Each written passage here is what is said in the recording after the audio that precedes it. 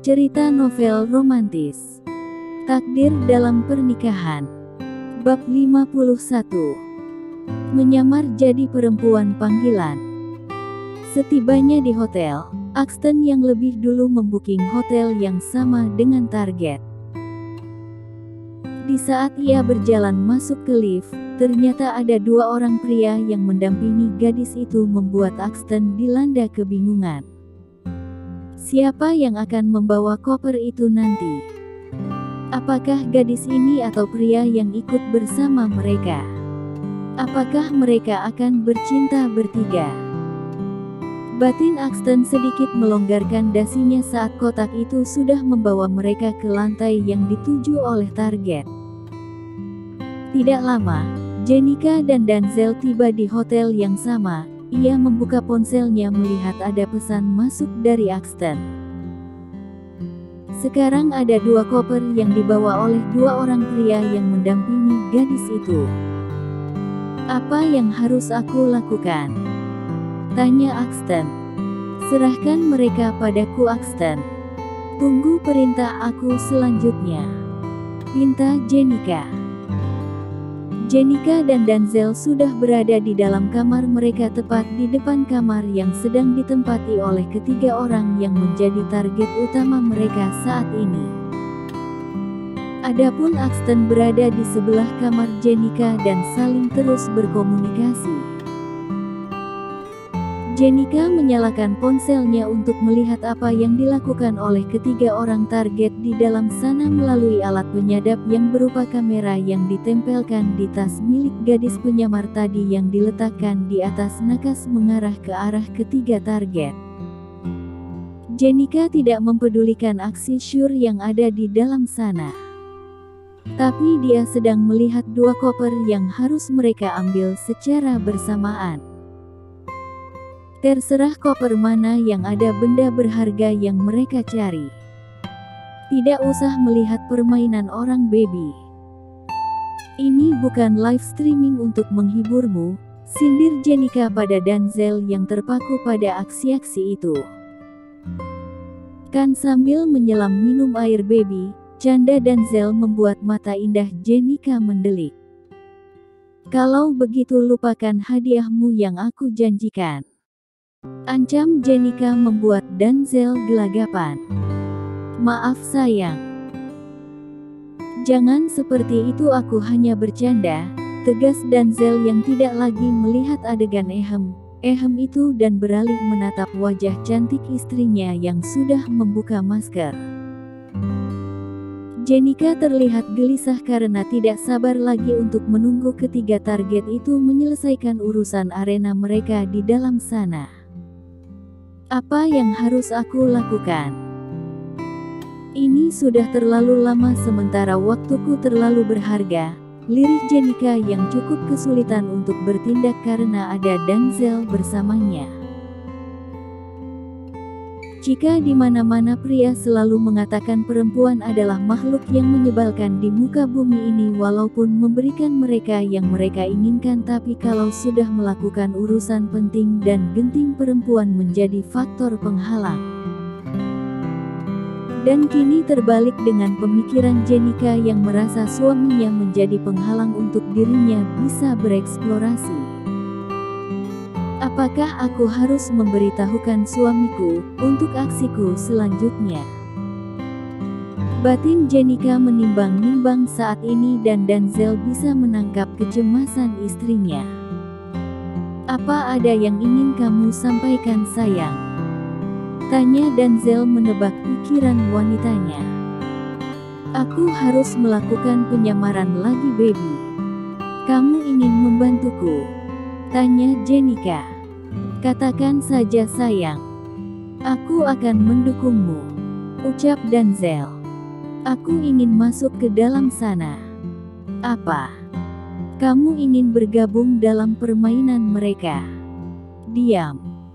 Jangan dilanjutkan ucapanmu, Mas. Bisakah kamu mau mendengarkan penjelasan aku dulu untuk mengambil barang itu tanpa ada perang? Potong Jenica. Baiklah. Apa yang ingin kamu lakukan? Tanya Denzel. Aku ingin melakukan penyamaran dan masuk ke dalam sana untuk melumpuhkan mereka dengan senjata ringan tapi tidak untuk mematikan mereka, jelas Jenika. Apakah tidak berisiko, baby? Resiko pasti ada, Mas. Tapi, kalau permainannya dilakukannya secara cantik, maka resiko itu sangat minim. Bisakah Mas hanya melihatku saja dan mengikuti aturan mainku kali ini? Tugas Mas dan agen 1 untuk menyelamatkan barang ini atas perintahku selanjutnya setelah aku berhasil masuk ke dalam sana, tutur Jenika. Oke, lakukan secepatnya, baby. Aku ingin pulang melihat ketiga bayiku, ucap Denzel yang sudah kangen dengan ketiga bayinya. Aku akan melakukan apapun dan tolong jangan banyak protes dan tunggu saja permainanku selanjutnya. Bagaimana? Tanya Jenika. Aku cinta kamu, sayang. Aku juga cinta kamu, sayang. Balas Denzel. Jenika melepaskan hijabnya. Ia mengambil rambut palsu pendek menjuntai sebatas leher dengan poni dan berdandan cukup menor. Mengenakan mantel bulu untuk menutupi leher jenjangnya. Ia juga tetap mengenakan kacamata hitamnya. Kali ini Jenika tidak mengenakan masker agar terlihat seperti perempuan berkelas dan terlihat binal. Jantung Denzel mau terlepas saat ini melihat perubahan penampilan drastis istrinya.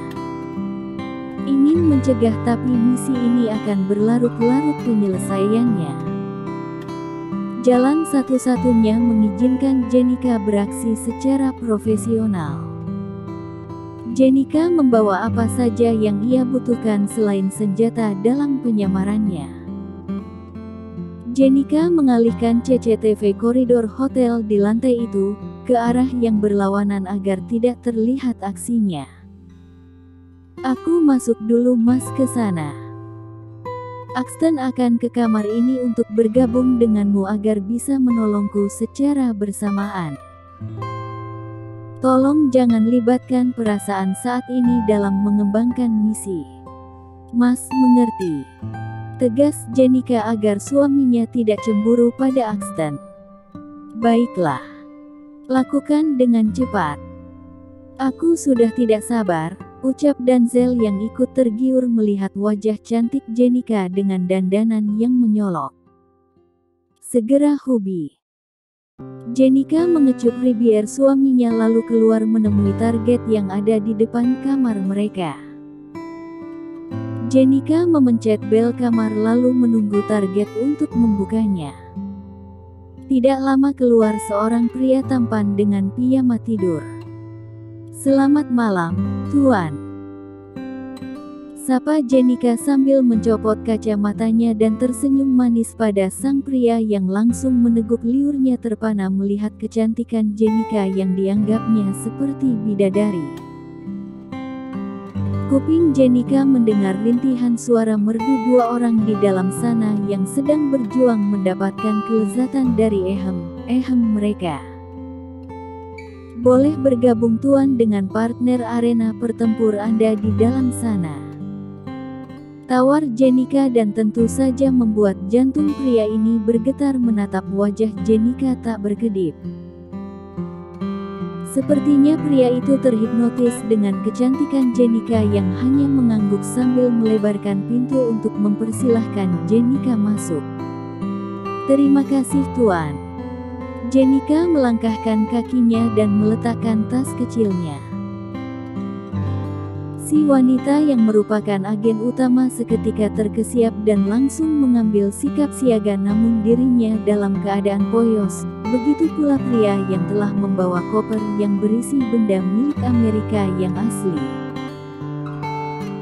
Jenika tersenyum pada keduanya dengan senyuman nakal untuk meyakinkan keduanya kalau dirinya adalah perempuan panggilan. Siapa kamu? Tanya agen rahasia itu pada Jenika dengan intonasi menyelidik.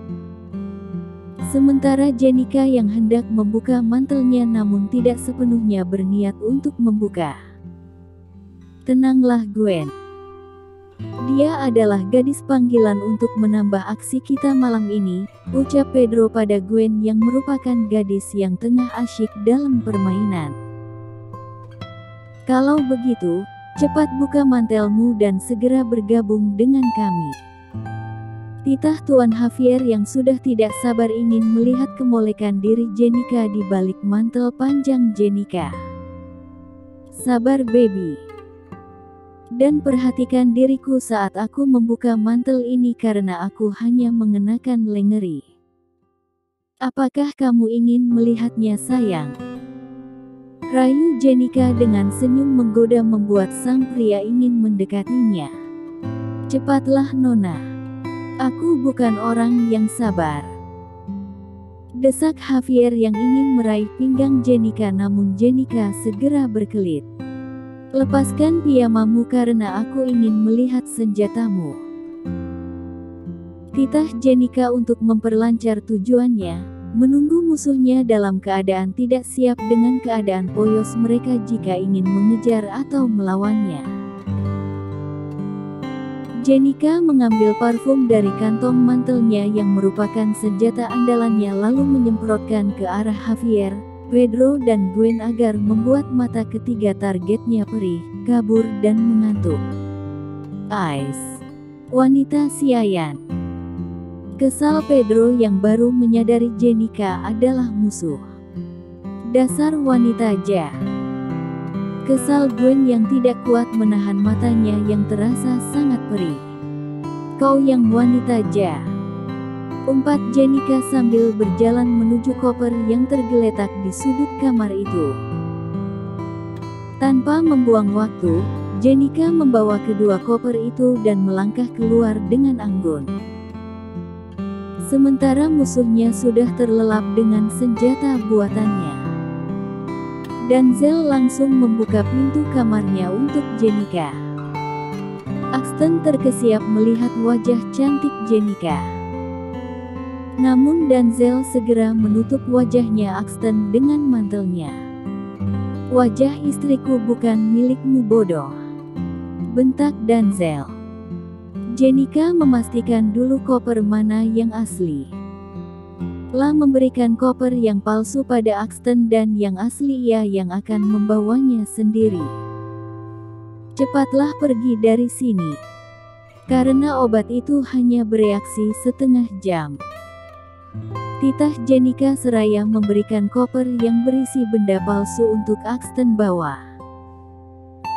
Tanpa disadari oleh Axton kalau koper itu benda palsu yang langsung dibawa oleh laki-laki itu dan keluar dari kamar Jenika. Aku pulang duluan, Jenika, ucap Axton sambil memanggil helikopter untuk menjemputnya di atap hotel itu. Sementara Jenika harus mencopot rambut palsunya dan mengenakan lagi hijab segi 4 miliknya. Mengenakan masker dan kaca mata coklat.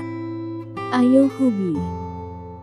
Kita segera meninggalkan hotel ini menuju bandara, ucap Jenika mengeluarkan benda berharga milik Amerika itu lalu dimasukkan ke dalam koper miliknya. Dalam beberapa jam kemudian, keduanya sudah berada di dalam pesawat Air Force One di mana Tuan Presiden yang menjemput sendiri Jenika dan Denzel di negara Makau. Jenika mengeluarkan benda berharga itu untuk diserahkan kepada Tuan Presiden. Ini bendanya, Tuan Presiden. Kami telah menyelesaikan misi kami.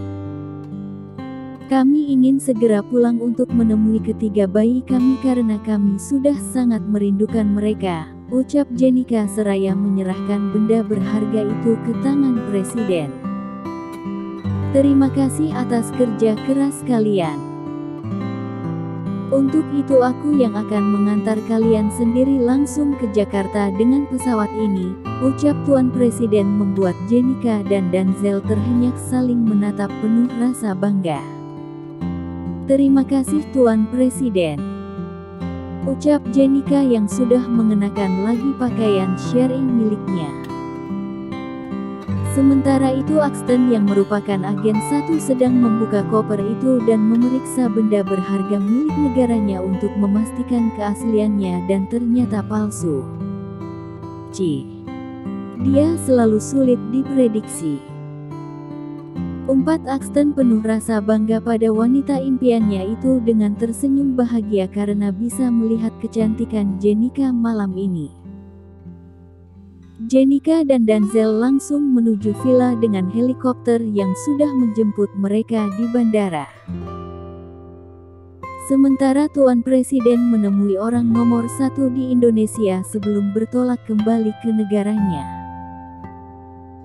Awalnya Presiden meminta Jenica untuk ikut bersama Tuan Presiden ke Istana Negara, namun alasan bayinya yang membuat orang nomor 1 itu di negara memaklumi penolakan Jenica.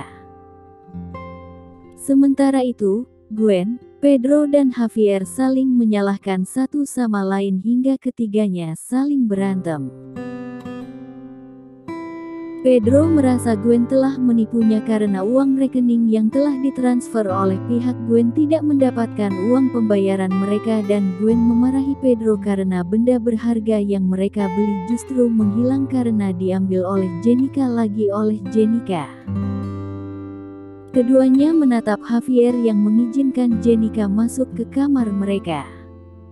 "Apakah negaramu sedang menipuku?" Tanya Pedro pada Gwen. "Apa maksudmu?" Tanya Gwen panik. "Tidak ada uang yang masuk ke rekeningku," sahut Pedro. "Tidak mungkin, uang itu sudah ditransfer di rekeningmu. Ini bukti transaksinya," ucap Gwen seraya menyerahkan ponselnya pada Pedro. "Mana mungkin aku membohongimu? Tidak ada uang itu dalam rekeningku," bantah Pedro. "Itu urusanmu. Lagi pula barangnya juga tidak ada kan? Apa yang harus aku katakan kepada negaraku?" Semprot Gwen dengan amarah yang sudah membuncah. Keduanya lalu melihat Javier. Amarah mereka mulai meledak pada Javier yang mundur berapa langkah menjauhi Gwen dan Pedro. "Ini semua gara-gara pria bodoh sepertimu. Kalau kamu tidak tergiur dengan kecantikannya, kita tidak akan mengalami kesialan seperti ini," semprot Gwen. "Aku tidak tahu. Kalau dia itu adalah agen rahasia," ucap Javier memberi alasan. Keduanya menyerang Javier secara bersamaan. Awalnya ketiganya adalah pasangan yang saling berbagi kenyamanan di area percetakan, dan kini saling menumpahkan darah di antara mereka. Tentu saja uang milik Pedro raib dari rekeningnya karena uang itu sudah dialokasikan Jenica ke sejumlah beberapa negara yang menjadi korban perang yang membutuhkan uluran tangan. Jenica tersenyum bahagia melihat uang milik Pedro yang akan ia serahkan kepada Tuan Almero kini raib begitu saja dari rekening miliknya. Jenica dan Denzel begitu bahagia saat sudah mencapai lagi villa. Helikopter itu mendarat dengan sempurna di landasan pacu yang ada di villa tersebut. Anggota keluarga di bawah sana sudah menunggu dengan senyum cerah di wajah mereka. 4 hari ditinggal Jenica dan Denzel membuat mereka sangat merindukan pasangan itu. Denzel dan Jenica berlari cepat menjauhi helikopter karena kopilot kembali mengudara seraya memberi hormat pada Denzel yang ikut menunjukkan kedua jempolnya sebagai ucapan terima kasih. Sementara Nadine, Lyra dan Celia menggendong ketiga bayi lucu itu mengarahkan ke orang tua mereka. Lanjut ke bab 52.